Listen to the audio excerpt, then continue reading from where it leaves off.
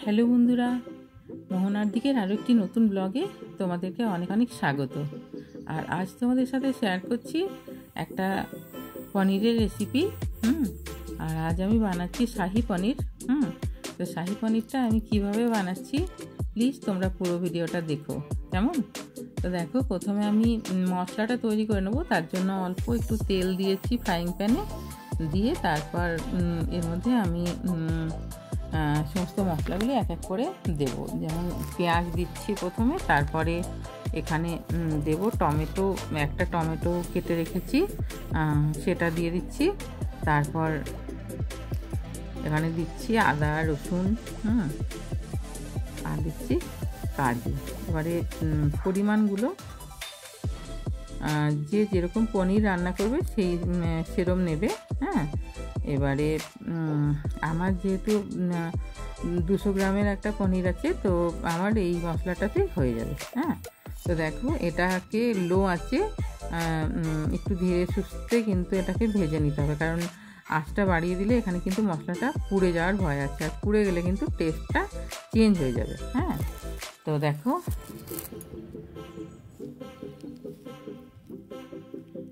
এগুলিকে খুব ভালো করে একটু সময় নিয়ে নেড়ে চেড়ে নিয়ে তারপরে এটা একটু ভাজা ভাজা হয়ে গেলে এটাকে আমি নামিয়ে ঠান্ডা হতে দেবো। তারপরে এটাকে পেস্ট করে নিতে হবে। তো তারপর দেখো, আমি ফ্রাইং প্যানে অল্প একটু প্রথমে তেল দিয়েছিলাম, তারপরে দিয়ে দিলাম 1 বড় চামচের 1 চামচ বাটার। আর বাটারটা একটু তেলের ওপর দিলে কি বলো তো, মানে ঠিকঠাক বাটারটা থাকে আর কি, তা না হলে বাটারটা মানে ভীষণ ধোঁয়া উঠে যায়। তো দেখো, তারপরে পনিরটা দিয়ে পনিরটা ভেজে নেব। আর এই বাটারের মধ্যে পনিরটা ভাজলে না একটা অসাধারণ মানে ফ্লেভার আসে। আর যদি মানে পনিরটা যদি এইভাবে কেউ ভাজা করেও খেয়ে নেয় না, মানে গোলমরিচের গুঁড়ো আর নুন দিয়ে, সেটাও কিন্তু অসাধারণ হয়। তো আমি এখানে যদিও নুনটা দিচ্ছি না এখন, নুনটা আমি পরে দেবো রান্নার সময়। তো পনিরটাকে একটু নেড়ে চেড়ে নেবো, শুধু ওই কালারটা একটু চেঞ্জ হওয়া পর্যন্ত, খুব বেশি লাল করে ভাজার দরকার নেই।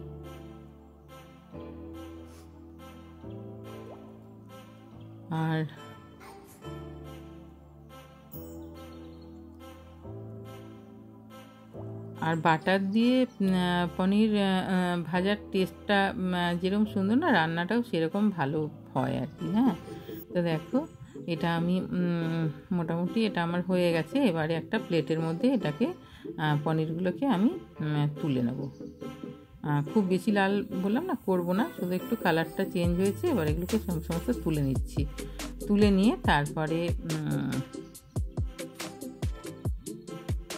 আমি ওই ফ্রাইং প্যানের মধ্যেই, ওই বাটারের মধ্যেই আমি দিয়ে দিলাম ক্যাপসিকাম কুচি। ক্যাপসিকামগুলো আমি ছোটো সাইজেরই কেটেছি, খুব বড় কাটিনি। আর এখানে কোনো তেল কিংবা বাটার এখন আর দেবার দরকার নেই, এটাতেই হয়ে যাবে। যেহেতু আমার পনিরের পরিমাণটা কম আছে, সেই জন্য আমি একটা ক্যাপসিকাম নিয়েছি। আর এর সাথে কিন্তু আমি কোনো পেঁয়াজ ব্যবহার করবো না, এখন আর পেঁয়াজ দেবো না। তারপর দেখো, নুন দিয়ে দিলাম আন্দাজ মতো। আর নুনটা একটু বুঝে শুনেই দিতে হবে, কারণ কি বলো তো, বাটারের মধ্যে তো এমনিতেই একটু মানে নুন থাকে, সেই জন্য বাটারটা একটু নোনতাই হয়, সেই জন্য নুনটা একটু বুঝে শুনেই দিতে হবে। তারপর দেখো, ক্যাপসিকামটা লাল লাল করে ভাজা হয়ে গেছে। এবারে আমি এর মধ্যে ওই যে পেস্টটা বানিয়ে রেখেছি মশলার, সেটা দিয়ে দিলাম। আর ওই মশলার বাটি ধুয়ে একটু জল কিন্তু দিতে হবে, কারণ এরকম যদি থাকে মশলাটা, তাহলে কিন্তু এটা কষাতে ভীষণ অসুবিধা হবে, আর তলায় ধরে যাওয়ারও ভয় আছে।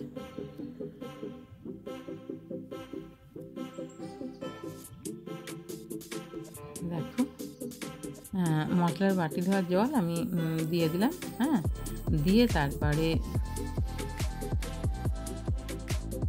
খুব ভালো করে এটাকে কষিয়ে নিতে হবে। যে কোনো রান্নাতেই কষানোটা ভীষণভাবে জরুরি। তারপর এখানে দিয়ে দিলাম শাহি গরম মশলার গুঁড়ো আর কি। তো দিয়ে অল্প একটু জল দিয়ে দিলাম, যাতে খুব ভালোভাবে গরম মশলাটা পুরো মশলার সাথে মিশে যায় আর কি।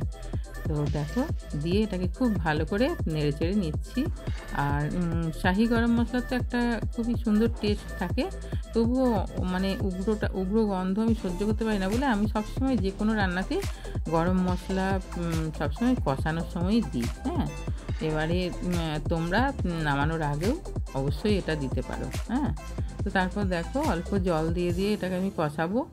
আর ততক্ষণ পর্যন্ত কষাতে হবে যতক্ষণ পর্যন্ত না মশলার কাঁচা গন্ধ সমস্ত চলে যায়।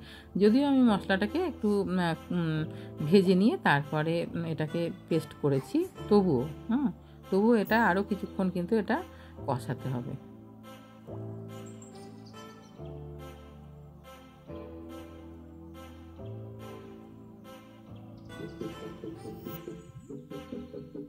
আর একটু সময় নিয়ে কিন্তু রান্নাটা করতে হবে, কারণ কষানোটা ভীষণভাবে জরুরি। কারণ যে কোনো জিনিসের যদি কাঁচা গন্ধ থেকে যায় না, তাহলে কিন্তু রান্নাটা মানে ঠিকঠাক টেস্টটা আসবে না। হ্যাঁ, তো দেখো আমি তো বেশ মানে আঁচটা লো টু মিডিয়ামে রেখে আমি বেশ কিছুক্ষণ ধরে এটাকে কষিয়ে নিচ্ছি।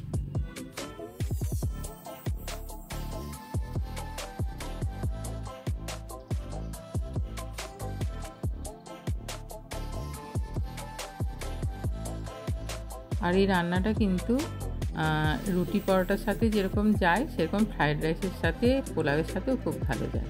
তারপর দেখো আমি দিয়ে দিলাম এখানে আন্দাজ মতো জল, খুব বেশি জল এখানে দিতে লাগবে না। তারপরে ঝোলটা একটু ফুটে উঠেছে, এবারে যে ভাজা পনিরগুলো রেখেছিলাম সেগুলো দিয়ে দিলাম।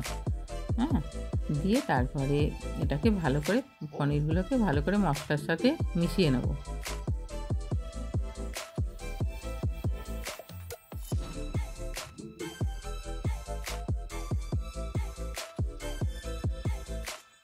তারপর দিয়ে দিলাম এখানে চিনি। হ্যাঁ, এটা একটু মিষ্টি মিষ্টি হবে রান্নাটা, সেই জন্য এখানে 1 চামচ চিনি দিয়ে দিয়েছি। আর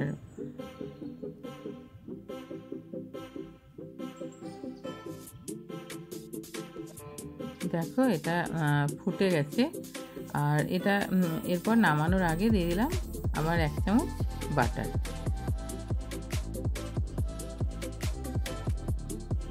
রান্নাটা মোটামুটি বাটার দিয়েই হবে। আর অসাধারণ একটা টেস্টি রান্না। তো তারপর দেখো আমি ওপর থেকে একটু ক্রিম দিয়ে দিলাম, ক্রিম ছড়িয়ে দিলাম।